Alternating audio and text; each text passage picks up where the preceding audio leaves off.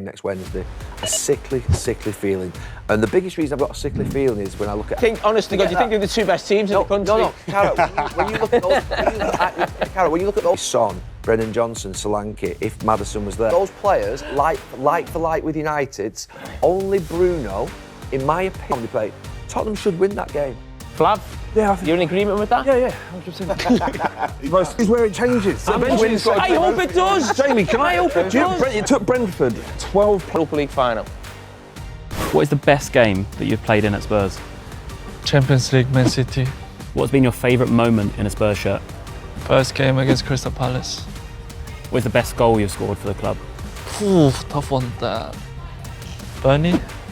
What is the best goal that you've witnessed another player score at Spurs? Amela goal against Arsenal. Who is the best player you've played with at Spurs? Harry Kane. What has been your favourite dressing room moment? Reaching the Champions League final. What is a dream you're yet to fulfill? Lifting trophy. 그 위협을 다시 한번 선보이기에 좋은 타이밍이다. 실제로 그가 또 그 득점에 성공한다면 역사상 가장 재미있는 결승전이 될 것이다. 그리고 40분 후 손흥민이 네 번째 골을 넣는 순간 오나나는 눈물을 흘릴 것이다. 그건 말 그대로 꿈의 시나리오다. 이번 수상은 리산드로 덕분이다. 그가 나쁜 입을 털었었다. 마르티네즈가 모퉁이로 걸어가며 손흥민에게 시비를 걸었던 게 좋았다. 마치 마르티네즈가 축구 커리어 전체를 통틀어 이룬 모든 것이 손흥민의 평균 시즌과 같은 은하계에 있는 듯 좋았다. 수요일 손흥민에게 이보다 더 나은 일이 생기길 바란다. 손흥민은 클래스를 보여줬고 정말 미친 득점이었다. 이 형은 5개의 개인 트로피를 가지고 있다. 손흥민은 코너킥을 차기 직전에 마치 공중으로 이륙할 준비를 하고 있는 것처럼 보였었다. 훌륭한 득점은 맞다. 근데 이게 올해의 골은 아니다. 솔직히 의도하지 않았던 득점이다. 그는 경기 초반에 유사한 코너킥을 시도했으므로 의도했다고 생각한다. 나는 그 득점이 완벽한 코너킥의 점이라고 생각한다. 브렌트포드전을 보면 그가 코너킥을 골대안으로 떨어뜨리려고 하는 것을 알 수 있다. 더 중요한 것은 왜 시즌이 끝나기도 전에 수상이 결정됐냐는 것이다. 결승에서 풀백처럼 뛰는 손흥민은 절대 안 된다. 손흥민의 올해의 골 수상을 축하하는 목소리엔 박수와 조크가 가득합니다. 같은 시각 다른 주제에서는 격렬한 전투가 펼쳐지고 있습니다. 감독이 결승전에서 포로를 공미로 고려하고 있다는 기사가 나왔고 손흥민을 비롯해 10번 후보들을 향한 뜨거운 목소리가 쏟아지고 있습니다. 솔직하게 그 자리에서 손흥민이 출전하면 좋겠다. 좋은 생각이 아니다. 엔제 시스템에서 10번은 최후방에서 볼을 잡고 전진하며 미드필드와 수비 라인 사이의 틈새를 압박해야 하며 상대 센터백이 자리를 뜨도록 노력해야 한다. 손흥민의 강점은 스피드, 드리블, 위치 선정이고 팀에서 가장 빅찬스를 많이 만드는 선수가 익숙하지 않은 포지션에서 뛰는 것은 원치 않으며 10번의 패스를 받을 손흥민이 필요하다. 특히 메뉴는 3명이 후방에서 플레이하고 우리 팀은 많은 활동량이 필요하다. 엔제가 혼란스러워하듯 메뉴도 우리 소식을 듣고 지옥처럼 혼란스럽길 바란다. 몇 년 만에 찾아온 가장 빅매치에서 선수가 자기 포지션을 벗어나서 뛰어야 한다는 사실이 두렵다. 정말 잔인한 일이다. 포로는 항상 반전을 일으키기에 진짜 그 자리에서 나올지도 모른다. 손흥민은 훌륭한 선수고 그 자리에서도 괜찮을 거라 확신하지만 그는 엄청난 피니셔이다. 더 골대 가까이에서 뛰어야만 한다. 결승에서 어떤 혼란이 일어날지 아무도 모르고 이런 이벤트에서는 한두 번의 기회에 의해 결정되며 승패는 어느 팀에 최고의 피니셔가 있느냐로 달라진다. 해리 케인을 한 경기만 빌려올 수 없을까? 손흥민이나 오도베르가 10번을 맡고 히샬이나 테리 레프트, 존슨이 오른쪽을 맡으면 데미지를 줄 수 있다. 결승전 공미에 토트넘의 모든 시선이 쏠린 이유는 그들의 10번 전부가 부상으로 낙마했기 때문입니다. 시즌 중 2번 이상 공미로 기용된 선수가 현재 스쿼드의 0명입니다.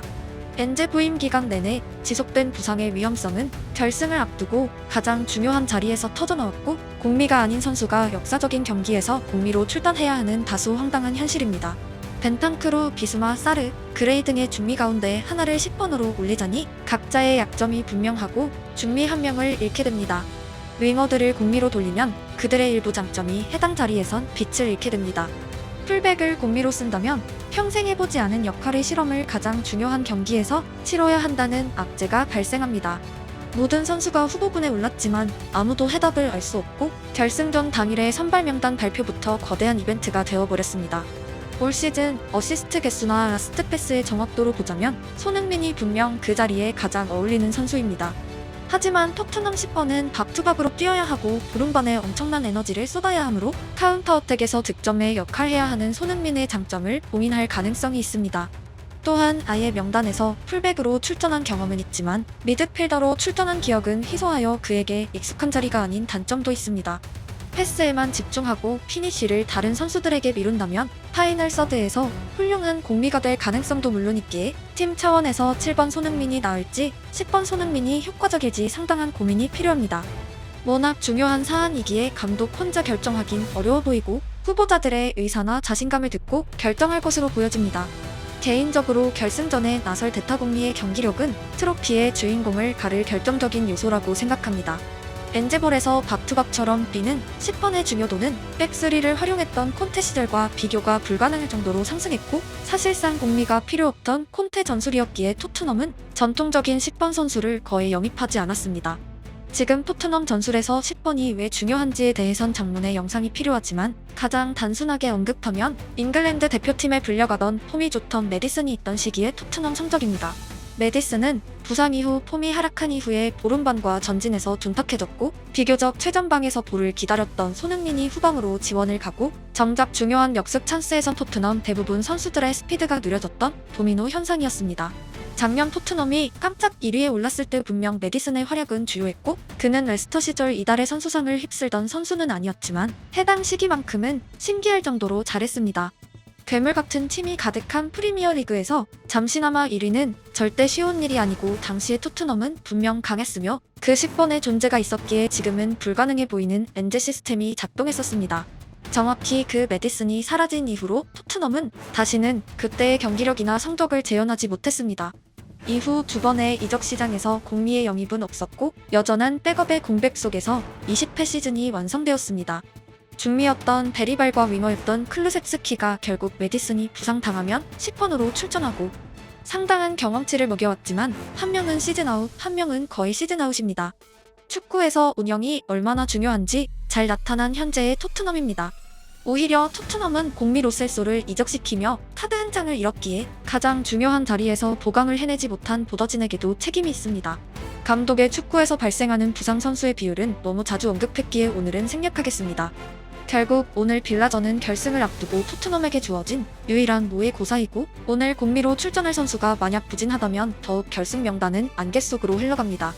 토트넘 입장에서 기대하는 최상의 그림은 과거의 퉁계입니다. 특정 포지션에서 1년 중 처음으로 실험된 선수가 반짝 활약하고 우승한 경우가 축구계에 희소하지만 존재했기 때문입니다. 해당 경우에서 상대팀은 그 선수의 경기 방식을 제대로 이해하지 못하고 넷마킹의 타이밍이 이상했으며 경기 양상은 카오스 그 자체였습니다. 예시이지만 공미 손흥민이 출전하면 그가 어디로 움직이고 어떤 방식으로 공격을 전개할지 상대도 모르고 우리도 모르고 아무도 모릅니다. 포로의 경우에도 마찬가지입니다. 일단 중거리 슈팅을 엄청나게 쏠 거란 것은 분명하지만 전진의 디테일은 아무도 모릅니다. 축구는 결국 가지고 있는 카드를 바탕으로 최상의 결과를 도출해야 하고 최악의 상황으로 불러도 무방한 부상 악재 속에서도 결승 10번을 발굴해내야만 합니다. Next Wednesday, a sickly feeling, and the biggest reason I've got a sickly feeling is when I look at every single player in the Tottenham team. And Maddison, I like Maddison, so I don't want him not to be available. But when you look at Kulusevski, Son, Brennan Johnson, Solanke, if Maddison was there, Basuma and Sarr, Romero and Van de Ven, Porro and Udogie. He's just gone through the teams who were 16th and 17th in the league. No. And you think, honest to God, you think they're the two best teams in the country? No, Carrot, when you look at those, when you look at those players, like for like with United, only Bruno, in my opinion, would get into the first 11 of Spurs. I would select every single Tottenham player. I said this earlier in the season. The goalkeeper is a 50-50 split. 'Cause I don't like Vicario, I'm not a fan of Anand. But this on, I would choose every single player of Tottenham's over Manchester United's next Wednesday night. That's my worry. Is that Casemiro, a Bruno, they've got something in them that will step up for a one-off game that means that I think we will win. But if the players play like as they should do, pound for pound they play, Tottenham should win that game. Flav, Yeah, I think. you're in agreement with that? Yeah, 100%. This is Tottenham, exactly what Gary said. I do think Tottenham have got better players than Man United, but I remember when Liverpool played the Champions League final against Tottenham, and the teams at the time were probably not too far away from each other. Yeah.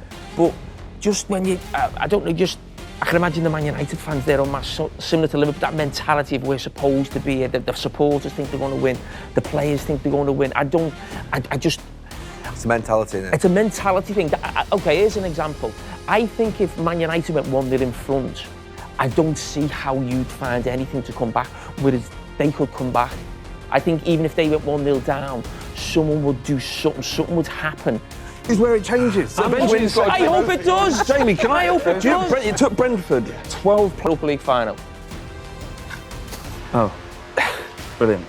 많은 전문가들은 선수단의 차이와 위닝 멘탈리티의 대결로 요약해서 말해왔었고, 클루셉스키의 시즌 아웃과 동시에 이야기는 더욱 복잡한 형국입니다.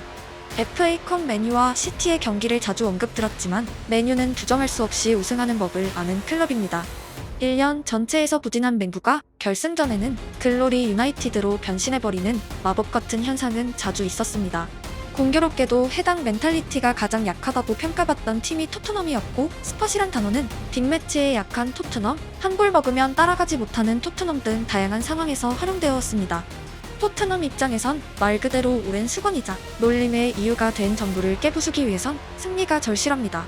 개인적으로 손흥민의 활약 여부에 더욱 주목하는 이유는 올 시즌 손흥민이 득점이나 어시스트를 기록한 경기에서 토트넘의 승률이 괜찮았기 때문이고, 멘탈리티라는 주제에서 접근하면 아마도 맨유의 어느 누구보다 우승에 절실한 선수이기 때문입니다. 이미 FA컵에 있는 부패와 손흥민의 배경은 조금은 다르고, 또 하나의 강점은 맨유에도 챔스 결승이란 축구계 최대의 이벤트를 치러본 선수는 찾기 힘든 것입니다. 손흥민은 스페인에서 펼쳐지는 유럽 대항전 결승의 경험이 있고, 이는 토트넘이 가진 유일에 가까운 트로피 근처의 경험치입니다. 위닝 멘탈리티라는 부분에선 맨유가 앞서지만 그냥 멘탈리티로 줄이면 손흥민이 절대 밀리지 않을 경기입니다. 득점왕을 차지하고도 팀 트로피가 없는 선수는 맨유뿐 아니라 PL 전체를 뒤져도 흔치 않고, 갈망이란 포인트에서 그 에너지가 팀 전체에 스며들길 기원합니다. 축구는 개인 종목이 아니기에 손흥민 한 명의 열망으론 안 되고, 가장 이상적인 기억은 영상 초반에 나온 챔스 맨시티전의 토트넘입니다. 제 기준에서 해당 경기는 분명 토트넘이 더 이기고 싶어하는 선수들의 얼굴로 띄고 있었고, 케인의 공백으로 출전한 선수와 손흥민을 포함해 동기부여는 마치 월드컵 결승을 방불케 했습니다. 결전의 날은 다가오고 있고, 오늘 빌라와의 경기에선 더 이상의 부상자가 생기지 않길 기원합니다.